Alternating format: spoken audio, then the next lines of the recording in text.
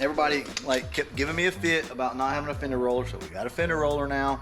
This is not, as you can see, the Eastwood fender roller. This is the one from Summit.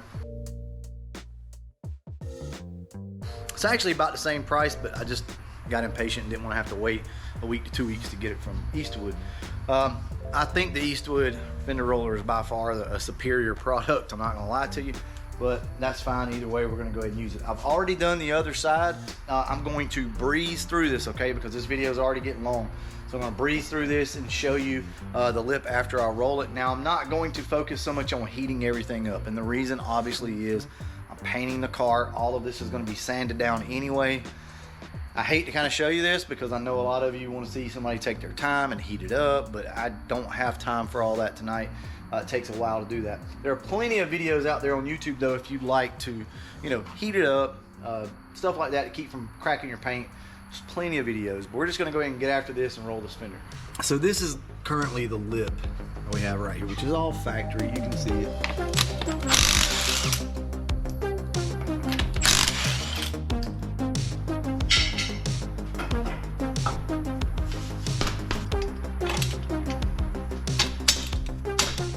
Washers that come with all of these kits are for your conical lug nuts like this. So I'll go ahead and take 2 of them off and use them. Normally I wouldn't even worry about it because you don't really have these things tight enough to worry about, but I will show you. Just pop them on like that. We're just going to use 2 lug nuts.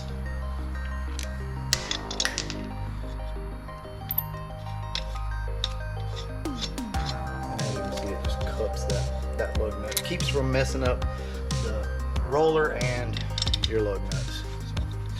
But like I said, it's not like you're going to have these things super tight anyway. It's really hard to get when a lip is facing down, almost like this is. It's really, really hard to get this thing started.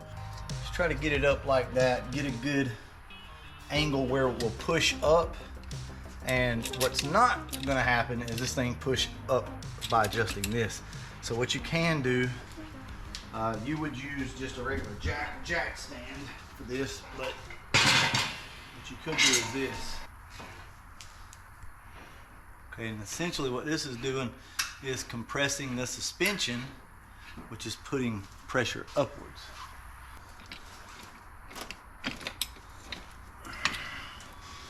Okay, so you can do that, or you can go ahead and get a hammer and start to tap away.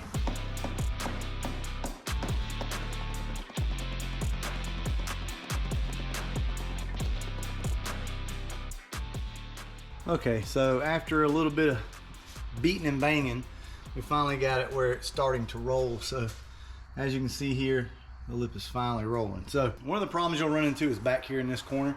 So what I like to do is go ahead and do what I'm going to do up through here, whatever will roll, and then I'll come back and address this later. I'll go ahead and start working on it now, but I'm not going to focus on it because this section right back in here is always really hard. And what you really want to do, in my opinion, is start to blend this so that the taper isn't quite so severe.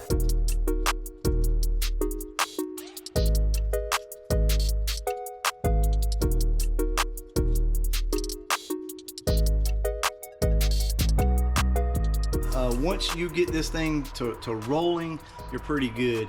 Now this is, like I said, typically where I roll from, somewhere, usually go a little further, but somewhere right about in here, and then just kind of blend it in.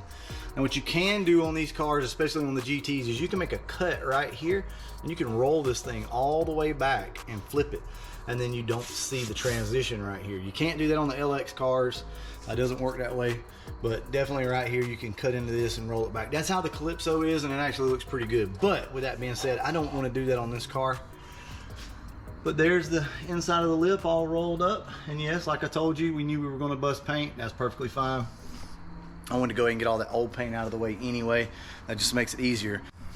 Let me go ahead, get all my wheels put on this car. Let's get this thing on the ground and see what it looks like. All right, that's it, guys. We got it done. I think it looks pretty good.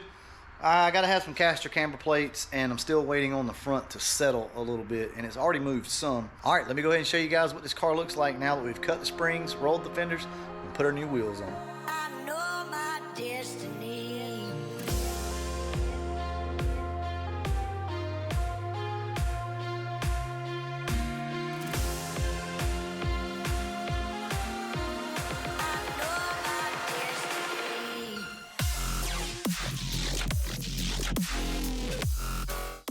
Like I said, guys, we're still waiting on the front end to drop a little bit, but that's about right. You gotta get some caster camber plates to pull those wheels back out, and probably go with a wider tire on the back. That 275, for whatever reason, those wheels just suck it up.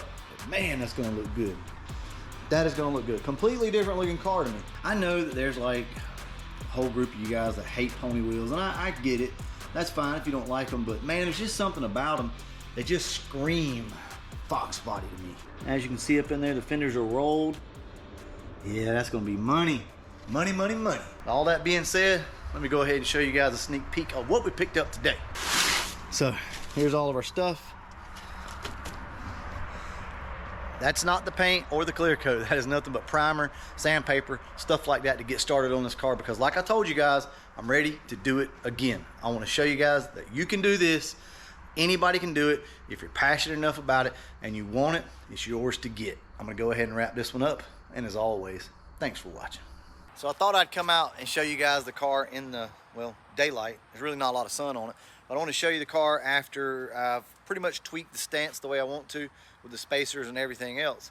So without any further ado, here we go.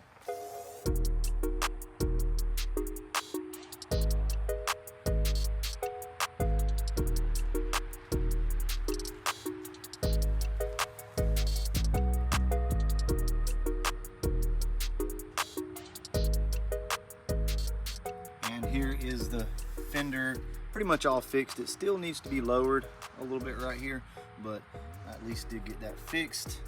So that's a good thing, guys. I thought I was going to be able to show you on the other side over here, but I forgot. This thing's actually not bad. It just needs a little bit of tweaking. It's off by a touch. It's not very much, so I'll do my best to try to show you guys that.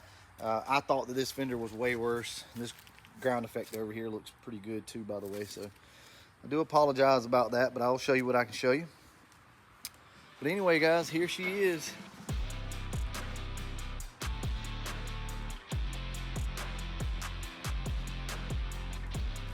Well, that's going to be it for this video. You will be seeing more of this car because we're about to get started on bodywork, sanding, and all that stuff. I'll show you what I can show you along the way, guys, but listen to me when I tell you, if you want to paint your own car or you want to do all of this work that you see me do, you can do it. I'm proof of that. I'm just a normal guy that was motivated and determined to not pay someone to do everything for me. That's all you got to do. It's all a mindset, guys. All right, I'll catch you in the next one. And as always, thanks for watching.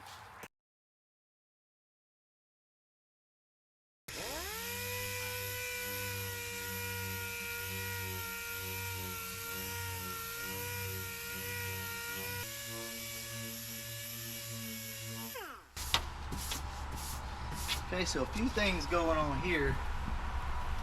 If you think your car is ready to spray, spend plenty of time doing this right here.